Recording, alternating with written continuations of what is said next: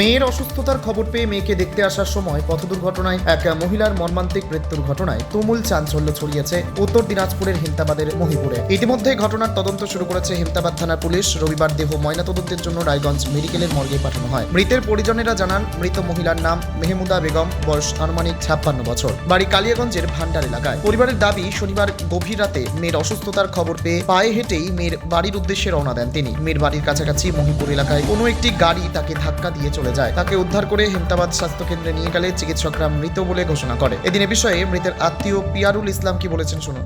আমি যেটা জানতে পারলাম যে মেয়ে অসুস্থ হয়েছিল, অসুস্থ হওয়াতে মেয়ে ফোন করেছিল মাকে যে আমি এরকম অসুস্থ। তখন একটু মেয়ের অসুস্থতা শুনে আর কি নার্ভাস হয়ে গাড়ি ঘোড়া না পাওয়াতে রাত্রিবেলায় হাটে আসছিল।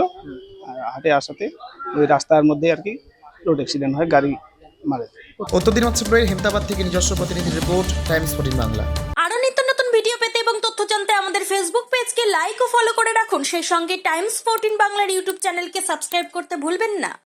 মুখের উজ্জ্বলতা হারিয়ে গেছে, স্পট পড়ে গেছে, ব্রণ ভর্তি, তাই আর দেরি না করে আজই আসুন রায়গঞ্জের চণ্ডীতলায় হেলথ প্লাস মাল্টি স্পেশালিটি ক্লিনিকে এবং এখানে পান অভিজ্ঞ ডাক্তার দ্বারা ফ্রি স্কিন টেস্ট।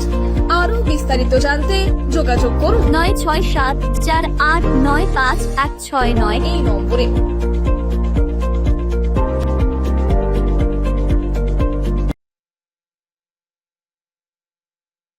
আজ তোমার বিয়ে সাজলো নতুন সাজে।